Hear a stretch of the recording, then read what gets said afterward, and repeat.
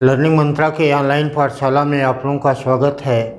Karl Marx के राजनीतिक विचार के अंतर्गत आज हम लोगों की चर्चा का विषय है कार्ल मार्क्स का आर्थिक विचार। और आर्थिक विचार के अंतर्गत हम लोग बात करेंगे कार्ल मार्क्स के अतिरिक्त मूल्य का सिद्धांत।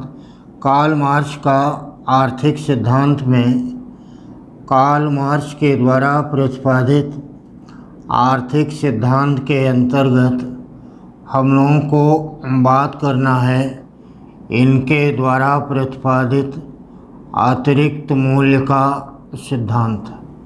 सबसे पहले आपके मन में एक बात होगी कि इसमें दो बातें हैं, एक है अतिरिक्त और दूसरा है मूल्य। तो आखिर इस सिद्धांत के प्रतिपादन का कार्ल मार्क्स का उद्देश्य क्या था? कार्ल मार्क्स के द्वारा इस सिद्धांत के प्रतिपादन का मूल उद्देश्य था कि पूंजीवादी व्यवस्था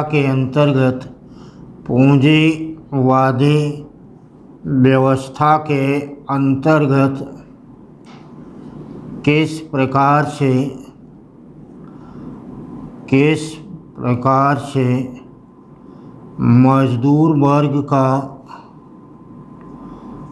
मजदूर वर्ग का शोषण किया जाता है, इसके स्पष्ट व्याख्या करना यह कार्ल मार्क्स का अतिरिक्त मूल्य के सिद्धांत के अंतर्गत उद्देश्य था। अतिरिक्त मूल्य के सिद्धांत की भी बात करें, आपको मालूम है कि अतिरिक्त मूल्य के कार्ल मार्क्स के विचार पर प्रभाव पड़ा है ब्रिटिश अर्थशास्त्रियों का, और ब्रिटिश अर्थशास्त्री के अंतर्गत इन पर प्रभाव पड़ा एडम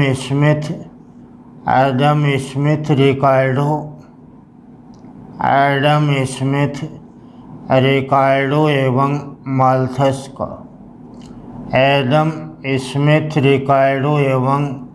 माल्थस का। इसमें भी सर्वाधिक प्रभाव कार्ल मार्क्स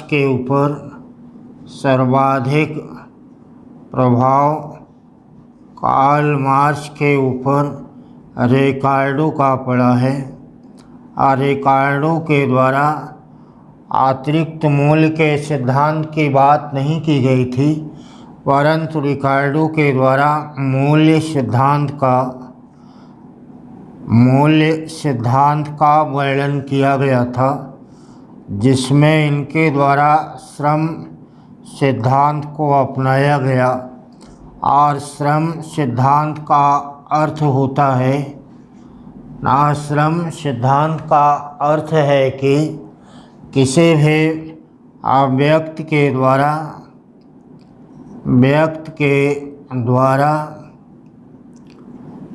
जितना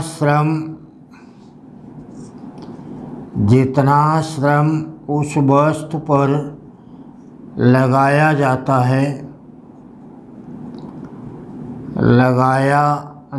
है उसी के आधार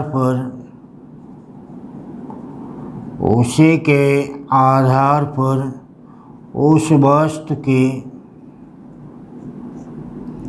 कीमत का निर्धारण हो जाता है। वास्तव में श्रम सिद्धांत का सर्वप्रथम प्रतिपादन किया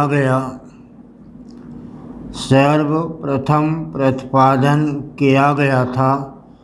श्रम सिद्धांत का सर्वप्रथम प्रतिपादन किया गया था ब्रिटिश उदारवाद के जन्मदाता जॉन लॉक के द्वारा। बाद में इसको ब्रिटिश अर्थशास्त्रियों के द्वारा स्वीकार किया गया। रिकार्डो ने इसे एक्सेप्ट किया। कार्ल मार्क्स के द्वारा जब पूंजीवाद में व्याप्त आर्थिक शोषण की व्याख्या की जाने लगी तब इनके द्वारा वैज्ञानिक पद्धति से इस बात का उल्लेख किया गया कि किसी भी पूंजीवादी प्रणाली के अंतर्गत पूंजीपति वर्ग मजदूरों का शोषण किस प्रकार से करता है, जिसका भान भी मजदूर वर्ग को हो नहीं पाता। इस बात को स्पष्ट करने के लिए इनके द्वारा अतिरिक्त मूल्य के सिद्धांत का वर्णन किया गया। इसलिए इस पर दो सवाल आपके लिए इम्पोर्टेंट होगा। पहला है, पूंजीवाद में व्याप्त आर्थिक शोषण मजदूरों का किस प्रकार से होता है, कार्ल मार्क्स के द्वारा अपने किस सिद्धांत में बतलाया गया। उत्तर होगा अतिरिक्त मूल्य का विचार। अतिरिक्त मूल्य का विचार किस पर आधारित है, श्रम सिद्धांत पर। अतिरिक्त मूल्य के विचार पर कार्ल मार्क्स के ऊपर किस लोगों का असर है, एडम स्मिथ, रिकार्डो और माल्थस का। एडम स्मिथ, रिकार्डो और माल्थस में सर्वाधिक प्रभाव कार्ल मार्क्स के ऊपर किसका पड़ा, क्या लगाना है, रिकार्डो का। चलिए अब हम लोग थोड़ी व्याख्या कर लेते हैं। एक है अतिरिक्त और दूसरा है मूल्य। किसी भी मूल्य के संदर्भ में भी अगर हम लोग बात करें तो यह दो प्रकार का मूल्य होता है। एक को कहते हैं उपभोग मूल्य और दूसरे को कहते हैं विनिमय मूल्य। उपभोग मूल्य का अर्थ है कि जिस वस्तु की आवश्यकता जिसको होती है, जब उसके अनुसार उस वस्तु की कीमत का निर्धारण होता है तो उसे उपभोग मूल्य कहते हैं। आप इसको एक उदाहरण के माध्यम से समझ सकते हैं कि आयत कोई प्यासा व्यक्ति है और पानी की उसको आवश्यकता है, तो उसके लिए उस जल की कीमत अधिक हो सकती है। लेकिन कोई ऐसा व्यक्ति है जिसको प्यास नहीं लगी है, तो जल की कीमत उसके लिए न्यूनतम होगी। अर्थात उपभोग मूल्य व्यक्ति की आवश्यकताओं के ऊपर निर्भर करता है। यह हर एक व्यक्ति के लिए अलग अलग वैरी भी करता है। किसी के लिए ज़्यादा उसका मूल्य होगा, किसी के लिए कम होगा। इसको कहते हैं उपभोग मूल्य। लेकिन उपभोग मूल्य को का संबंध कार्ल मार्क्स से नहीं है। कार्ल मार्क्स का संबंध है विनिमय मूल्य से। विनिमय मूल्य का अर्थ होता है कि लेन देन पर आधारित विनिमय की प्रणाली।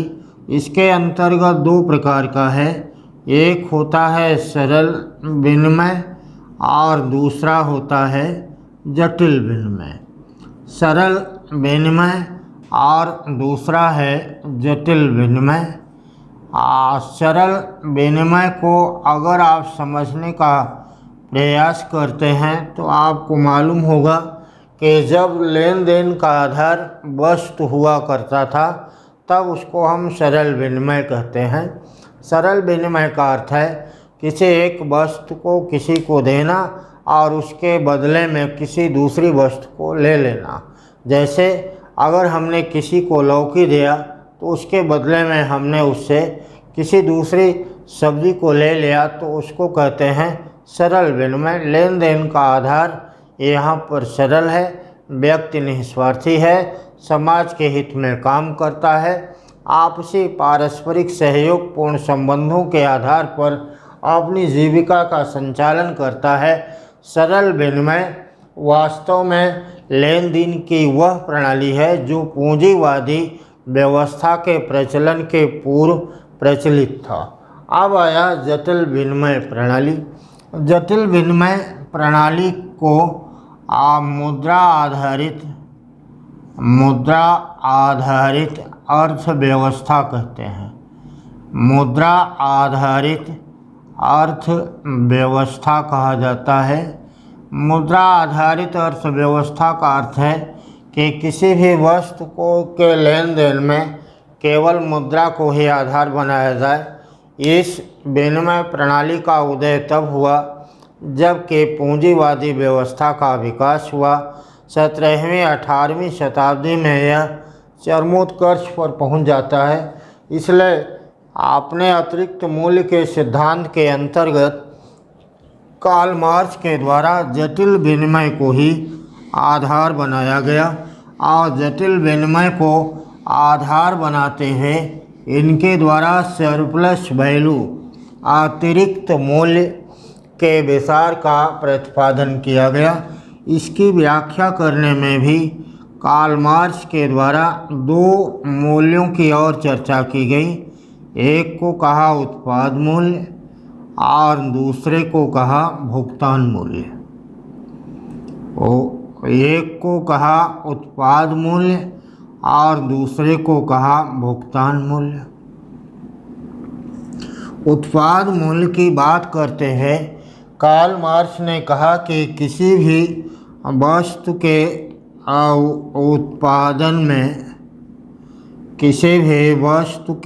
उत्पादन में श्रमिक के द्वारा लगाए गए श्रम शक्ति के आधार पर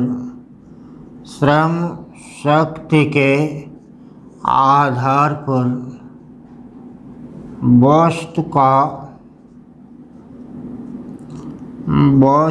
का मूल्य निर्धारित होता है। यहाँ आपके लिए स्मरणीय बात है कि रिकार्डो के द्वारा केवल श्रम का प्रयोग किया गया था, लेकिन कार्ल मार्क्स के द्वारा श्रम शक्ति शब्द का प्रयोग किया गया। श्रम शक्ति के प्रयोग का तात्पर्य है कि मजदूर वर्ग को विशेष महत्व प्रदान करना। मजदूर वर्ग को इनके द्वारा विशेष महत्व देने के लिए जहाँ पर ब्रिटिश अर्थशास्त्रियों ने इस बात को कबूल किया था कि वस्तु के मूल्य में श्रम की भूमिका निर्णायक है, कार्ल मार्क्स ने श्रम के स्थान पर श्रम शक्ति शब्दावली का प्रयोग किया और कहा कि किसी भी वस्तु के मूल्य पर श्रम शक्ति का ही एकमात्र प्रभाव पड़ता है। कहा अगर किसी एक मजदूर के द्वारा वस्तु के उत्पादन में श्रम लगाया गया और उस उत्पाद का मूल्य 100 रुपया है, तब भुगतान मूल्य वह होता है जो वेतन के रूप में पूंजीपति वर्ग के द्वारा श्रमिक को प्रदान किया जाता है।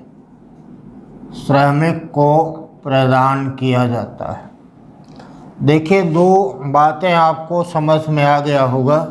नंबर 1 है उत्पाद मूल्य और नंबर 2 है भुगतान मूल्य। वस्तु के उत्पादन में श्रमिक के द्वारा लगाए गए श्रम शक्ति के आधार पर किसी भी वस्तु के मूल्य का निर्धारण होता है ना। यदि मान लीजिए एक श्रमिक के द्वारा वस्तु के ऊपर 100 रुपये का श्रम लगाया गया, तो उस वस्तु का उत्पाद मूल्य कितना हुआ? 100।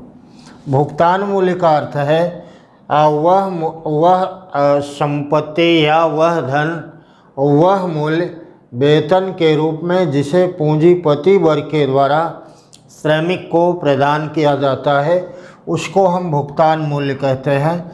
इस भुगतान मूल्य और उत्पाद मूल्य के मध्य के अंतर को ही अतिरिक्त मूल्य कहते हैं। मान लीजिए भुगतान कितना किया जाता है? केवल 60 रुपये का पूंजीपति वर्ग ने श्रमिक को भुगतान किया कितना? 60 रुपये का। अब हमको इन दोनों को प्राप्त करने के बाद अतिरिक्त मूल्य को निकालना है। देखिए, अतिरिक्त मूल्य का अर्थ क्या होगा? अतिरिक्त मूल्य का आशय है उत्पाद मूल्य में से उत्पाद मूल्य माइनस भुगतान मूल्य। उत्पाद मूल्य माइनस भुगतान मूल्य बराबर होगा अतिरिक्त मूल्य। तो आपको मिला है क्या? उत्पाद मूल्य यहाँ पर है 100 रुपया और भुगतान मूल्य है 60 रुपया। तो अतिरिक्त मूल्य कितना हुआ? ये यहाँ पर 40 रुपया। कार्ल मार्क्स ने कहा कि यह अतिरिक्त मूल्य सीधे पूंजीपति वर्ग के हाथ में, पूंजीपति वर्ग के पास जाता है। क्यों? क्योंकि वह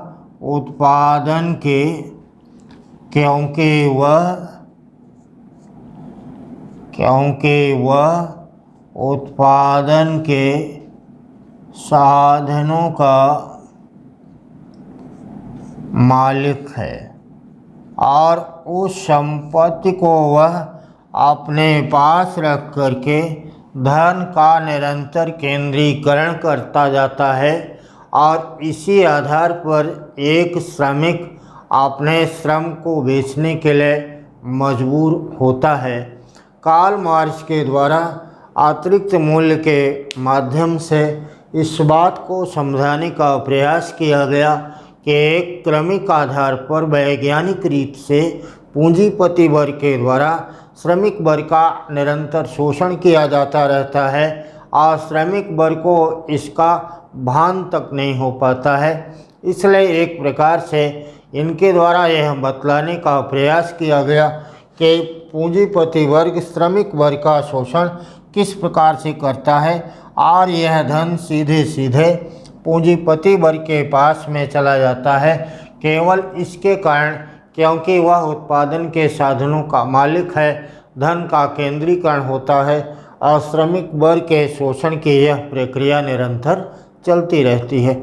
खैर, यहाँ पर आपने इस बात को समझने का प्रयास किया कि कार्ल मार्क्स के द्वारा आपने अतिरिक्त मूल्य के सिद्धांत के अंतर्गत पूंजीपति वर्ग श्रमिक वर्ग का शोषण कैसे करता है इस बात को समझा। लेकिन अगर इनका सम्यक मूल्यांकन आप करते हैं तो ठीक है कि इन्होंने पूंजीपति वर्ग के द्वारा श्रमिक का शोषण कैसे होता है इस तरफ संसार के ध्यान को आकृष्ट किया।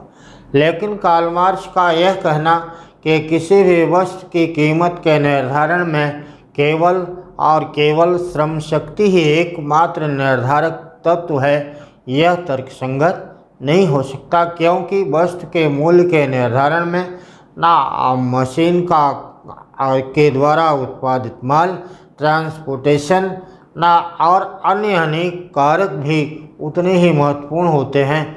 कार्ल मार्क्स के द्वारा जिसको नज़रअंदाज कर दिया गया और इस रूप में देखा गया कि पूंजीपति वर्ग केवल और केवल श्रमिक का शोषण ही करता है, जबकि अगर दूसरी तरफ देखा जाए तो कार्ल मार्क्स के द्वारा इस बात को अस्वीकार किया गया कि श्रमिक वर्ग के हित को भी पूंजीपति वर्ग के द्वारा किसी न किसी रूप में संपादित करने का प्रयत्न किया जाता है। अतः हम लोग यहाँ समझ सकते हैं कि कार्ल मार्क्स के द्वारा प्रतिपादित आर्थिक सिद्धांत के अंतर्गत अतिरिक्त मूल्य का विचार अत्यंत महत्वपूर्ण विचार है।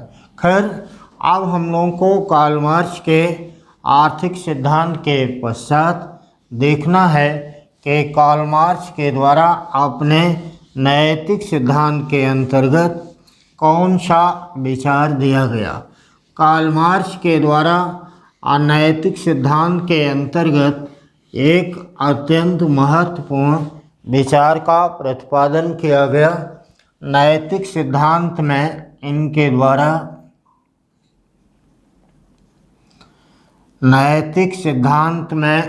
द्वारा अलगाववाद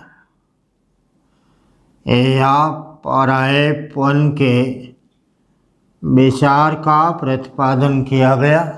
परायेपन और अलगाववाद के सिद्धांत के प्रतिपादन का कार्ल मार्क्स का उद्देश्य है कि नैतिक आधार पर पूंजीवाद को स्पष्ट करना कि नैतिक रूप में पूंजीवाद पतित कार्य में संलग्न है इसलिए पूंजीपति वर्ग के द्वारा इस अनैतिक कार्य को मजदूर वर्ग के शोषण का परित्याग कर दिया जाना चाहिए। कार्ल मार्क्स ने इसको समझाने के लिए इनके द्वारा संपत्ति को अपने विचार दर्शन का आधार बनाया। इनका मानना है कि संपत्ति वास्तव में प्रकृति के देन के रूप में इस उभरा था और संपत्ति का उद्भव हुआ था साधन के रूप में। संपत्ति साधन के रूप में आया था, भूमि के रूप में आया था, पशुपालन के रूप में आया था, फल या भोजन के रूप में आया था, जिस पर सबका समान रूप से अधिकार था।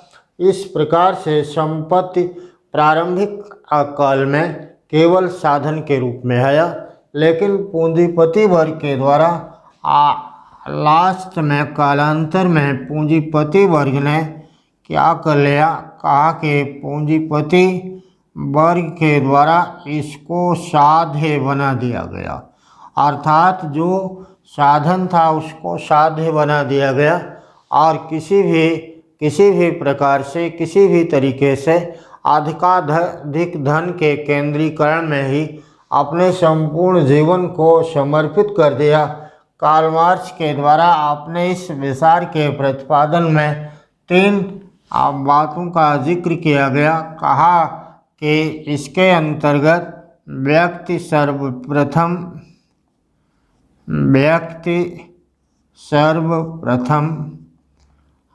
राज्य से सर्वप्रथम समाज से अपने आप को अलग कर लेता है। और राज्य से यहाँ इसलिए नहीं होगा क्योंकि पूंजीपति वर्ग राज्य को शोषण का यंत्र के रूप में प्रयोग करता है, समाज से अपने आप को अलग कर लेता है। बाद में यह परिवार से भी अपने आप को अलग कर लेता है, क्योंकि इसका मकसद है केवल और केवल अधिकाधिक धन की प्राप्ति करना और धन का केंद्रीकरण करना। परिवार के बाद वह स्वयं से भी अपने आप को अलग कर लेता है। कहा कि इस प्रकार से कि व्यक्ति के अंतर्गत मानवता,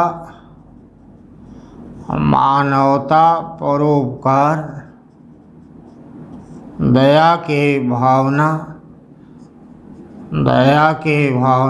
सहयोग का गुण जो उसका स्वाभाविक गुण था वह समाप्त हो जाता है और इसके स्थान पर वह प्रतिस्पर्धा, स्वार्थ एवं ईर्ष्या और लालच में लिप्त रहता है। लालच में लिप्त रहने के कारण वह केवल धन को ही एकमात्र साध्य मानकर अपने आप को समाज से, अपने आप को अपने ही परिवार से और यहाँ तक कि वह अपने आप को स्वयं से भी अलग कर देता है, क्योंकि वह अपने मूल और स्वाभाविक गुणों का परित्याग कर देता है। इनके द्वारा कहा गया कि यह एक ऐसा पूंजीपति वर्ग या पूंजीवादी व्यवस्था के अस्तित्व में आने में एक ऐसे वातावरण का जन्म हो गया जहां व्यक्ति के लिए केवल और केवल धन ही मुख्य रह गया। इसके माध्यम से कार्ल मार्क्स के द्वारा यह बतलाने का प्रयत्न किया गया कि किस प्रकार से पूंजीवादी व्यवस्था के अंतर्गत समाज का शोषण होता है और समाज के शोषण के परिणाम स्वरूप संपूर्ण व्यवस्था दोषपूर्ण तरीके से संचालित होने लगती है। यह दोष किसी न किसी रूप में समाज में, परिवार में और व्यक्ति के अंतर्गत स्वतः सम्मिलित हो जाता है। अगर हम लोग बात करते हैं तो इसको और भी अधिक स्पष्ट रूप में आप जान सकते हैं। साहित्यकारों के द्वारा कहा गया के श्वानों को मिलता दूध भात भूखे बालक का कुलाते हैं, माँ की हड्डी से ठिठुर जाड़े की रात बिताते हैं। वह तोड़ती पत्थर मैंने देखा उसे इलाहाबाद के पथ पर। ये समस्त बातें, चाहे दर्शन का क्षेत्र हो, चाहे साहित्य का क्षेत्र हो, चाहे अर्थशास्त्र और समाजशास्त्र का क्षेत्र हो, कार्ल मार्क्स का विचार प्रत्येक जगह इम्प्लीमेंट हुआ है, लागू हुआ है। जहाँ जिसकी आवश्यकता रही कार्ल मार्क्स के उद्धरणों का प्रयोग वहाँ पर उसी रूप में कर दिया गया। इसलिए कार्ल मार्क्स के द्वारा परायापना और अलगाववाद के सिद्धांत के माध्यम से इस बात को बतलाने का प्रयास किया गया। कहा कि संपत्ति के अधिकाधिक केंद्रीकरण की लालसा में एक पूंजीपति वर्ग अपने मूल उद्देश्य और स्वाभाविक गुणों का परित्याग कर देता है। कहा क्यों? कहा कि उदाहरण देते हुए उसने कहा कि एक श्रमिक ना अपने श्रम को चूंकि रिजर्व नहीं कर सकता है, इसलिए वह श्रम बेचने के लिए मजबूर होता है, क्योंकि उसके पास उसके शरीर से बंधा हुआ एक पेट होता है और पेट को पालने के लिए उसको भूख लगती है और भूख को मिटाने के लिए औने पौने दाम पर अपने आप को बेच करके कुछ न कुछ आप वेतन के रूप में, श्रम के रूप में, मजदूरी के रूप में उसे प्राप्त करने की आवश्यकता पड़ती है। इसी मजबूरी का लाभ उठाता है पूंजीपति वर्ग और कम से कम वेतन देकर अधिक से अधिक मुनाफा हासिल करता है। इसलिए यह कहना कार्ल मार्क्स का स्वाभाविक है कि कार्ल मार्क्स के द्वारा बतलाने का प्रयास किया गया कि पूंजीवादी व्यवस्था में नैतिकता के आधार पर अगर देखा जाए तो परायापन और अलगाववाद का सिद्धांत स्पष्ट रूप में दिखलाई पड़ता है। खैर, अब हम लोगों को कार्ल मार्क्स के एक दूसरे और महत्वपूर्ण सिद्धांत पर चर्चा करनी है और कार्ल मार्क्स का वह सिद्धांत कहलाता है जिसको कार्ल मार्क्स का राजनीतिक सिद्धांत कहते हैं। कार्ल मार्क्स के राजनीतिक सिद्धांत के अंतर्गत कार्ल मार्क्स के द्वारा अपने राजनीतिक सिद्धांत के अंतर्गत आक्रांति के विचार का प्रतिपादन किया गया। इनका क्रांति का विचार हिंसात्मक क्रांति पर आधारित है। इनके द्वारा एक बात कहा गया था कि संसार के अनेक चिंतकों के द्वारा केवल संसार की व्याख्या की गई, लेकिन आवश्यकता उसमें परिवर्तन की है और परिवर्तन करने के लिए हिंसात्मक क्रांति आवश्यक है। हिंसात्मक क्रांति के लिए इनके द्वारा इस बात का भी आह्वान किया गया था कि दुनिया के मजदूरों एक हो जाओ, पाने के लिए संसार और खोने के लिए केवल जंजीरें हैं। अब यहाँ पर सवाल यह उठा कि यह क्रांति हिंसात्मक होगी। आपने एक बात और भी पढ़ा है कि क्रांति शब्द का पहली बार प्रयोग किया था अरस्तु ने, लेकिन क्रांति का वहाँ पर विशिष्ट अर्थ था और वहाँ पर क्रांति का आशय था सरकार के स्वरूप में होने वाला परिवर्तन। क्रांति करने का अधिकार दिया था जिसका अर्थ था सरकार को निश्चित समय पर बदल देने का अधिकार, और ये इस अधिकार की बात किया था ब्रिटिश चिंतक जॉन लॉक ने। लेकिन हिंसात्मक क्रांति का एक संपूर्ण व्यवस्था के हटा करके नवीन व्यवस्था को प्रतिस्थापित करने के लिए हिंसात्मक क्रांति का विचार कार्ल मार्क्स के द्वारा और अन्य मार्क्सवादी चिंतकों के द्वारा जैसे एंजल्स, लेनिन और माओ के द्वारा प्रतिपादित किया गया। तो इनके द्वारा हिंसात्मक क्रांति की बात की गई। अब यहाँ पर सवाल उठता है कि यह हिंसात्मक क्रांति कौन करेगा, इस हिंसात्मक क्रांति का स्वरूप कैसा होगा और इस हिंसात्मक क्रांति के बाद बनने वाला समाज का मॉडल कैसा होगा, उसमें एक व्यक्ति अपनी जीविका का संचालन कैसे करेगा, किस प्रकार से एक वर्ग विहीन, राज्य विहीन, संपत्ति विहीन और शोषण विहीन समाज का सृजन होगा कार्ल मार्क्स के द्वारा। आपने इस विचार पर किस प्रकार से प्रकाश डाला गया, इन सारे सवालों के इर्द गिर्द हम लोगों का यह टॉपिक बनता है, जिसको कार्ल मार्क्स का क्रांति विषयक विचार कहते हैं। क्रांति विषयक विचार के अंतर्गत कार्ल मार्क्स ने कहा कि यह हिंसात्मक क्रांति होगी, क्योंकि पूंजीपति वर्ग जो शोषण कारक के रूप में है, जो अशोषक वर्ग है, वह शोषित वर्ग को कभी भी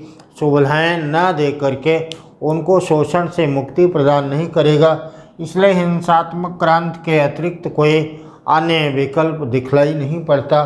कार्ल मार्क्स ने कहा कि यह तभी होगा जबकि मजदूर वर्ग संगठित होगा।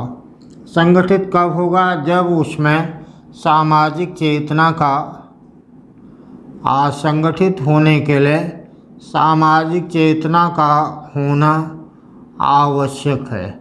सामाजिक चेतना का अर्थ है कि स्वयं अपने वर्ग के विषय में, अपने वर्ग के हित के विषय में चिंतन करना। जब यह अवेयरनेस आएगा तब वह संगठित होगा, और संगठित होकर पूंजीपति वर्ग के विरुद्ध वह क्रांति कर देगा। पूंजीपति वर्ग के विरुद्ध वह क्रांति कर देगा, और क्रांति करके पूंजीवाद को समाप्त करने के बाद मजदूर वर्ग का शासन होगा। सर्वहारा वर्ग या मजदूर वर्ग का शासन होगा। इसको उसने सर्वहारा का अधिनायकवादी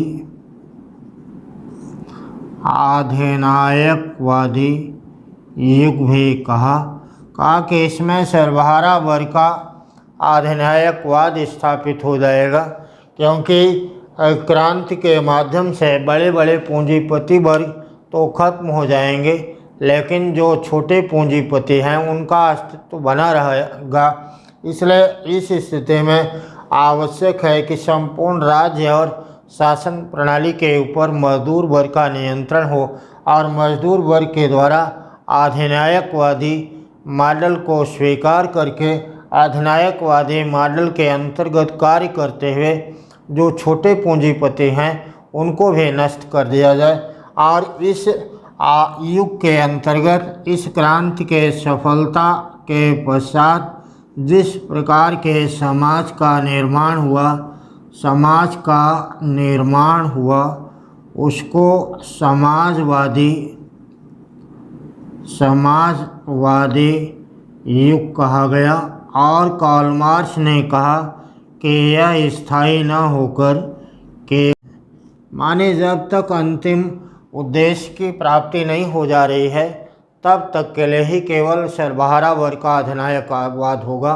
राज्य और शासन का अस्तित्व भी केवल तभी तक बना रहेगा, और जब सर्वहारा वर्ग का अधिनायकवाद होगा तब इसके अंतर्गत प्रत्येक व्यक्ति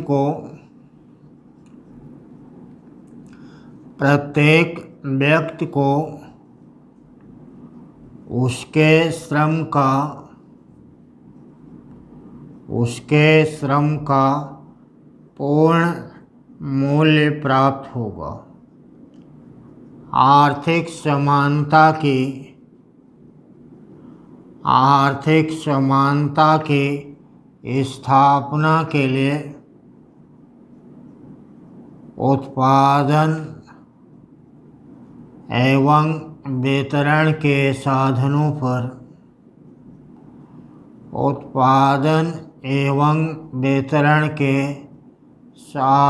पर राज्य का नियंत्रण होगा। जबकि पूंजीवादी व्यवस्था में किसका नियंत्रण था?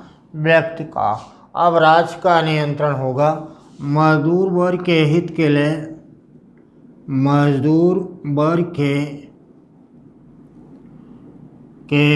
के लिए अनेक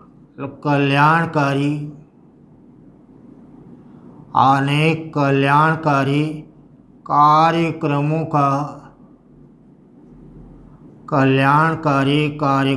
का संचालन किया जाएगा। किसी भी आरोप में मजदूर को निश्चित घंटे ही काम करने होंगे। न्यूनतम मजदूरी का भी निर्धारण होगा और उनकी मजदूरी ऐसी होगी जिससे वे अपनी जीविका का संचालन भली भांति आसानी से कर सकें। देखिए, अब सवाल यहाँ पर है कि इस प्रकार जब संक्रमणकालीन समाज या समाजवादी युग का सृजन हो गया तो इस प्रकार के समाज के अंतर्गत होगा क्या। इसमें कार्ल मार्क्स ने कहा कि प्रत्येक व्यक्ति के द्वारा अपनी क्षमता के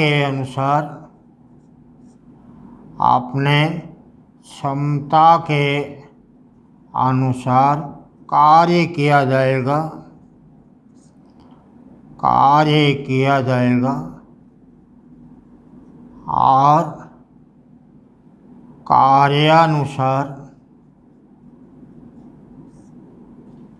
कार्यानुसार उसे वेतन प्रदान किया जाएगा। इसको कहते हैं जितना काम उतना दाम ना, अर्थात पूंजीपति वर्ग जो अतिरिक्त मूल्य के अंतर्गत पूरा दाम मजदूर वर्ग को उसके श्रम का नहीं कर रहा था।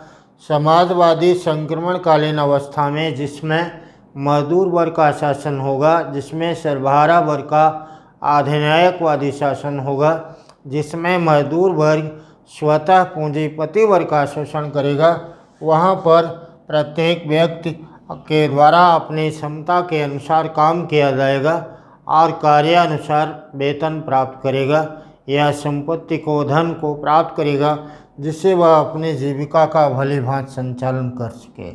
देखिए, यहाँ तक की बात थी और यह एक संक्रमणकालीन अवस्था थी। आपने क्रांति विषयक विचार को आगे ले जाने के संदर्भ में कहा कि यह बात कार्ल मार्क्स के द्वारा कहा गया कि संक्रमणकालीन समाज अस्थायी है। धीरे धीरे यह समाज परिवर्तित हो जाएगा। जब छोटे पूंजीपति भी समाप्त हो जाएंगे तो यह समाजवाद परिवर्तित हो जाएगा साम्यवाद के अंतर्गत। और साम्यवाद की अवस्था एक ऐसी अवस्था है जिसको आदर्श समाज कहा जाता है और इस आदर्श समाज के अंतर्गत प्रत्येक व्यक्ति के द्वारा अपनी क्षमता के अनुसार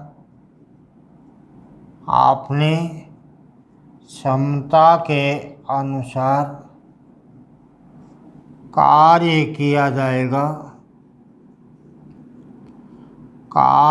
किया जाएगा और आवश्यकता के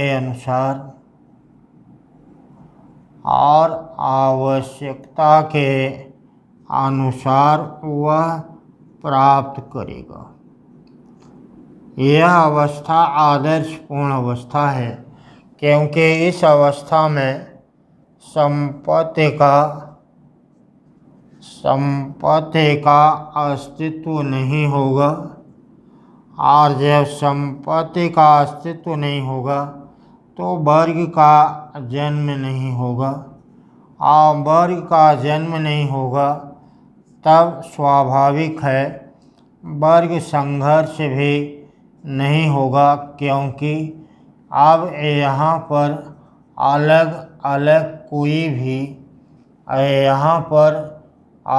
अलग कोई भी वर्गीय हित नहीं होंगे।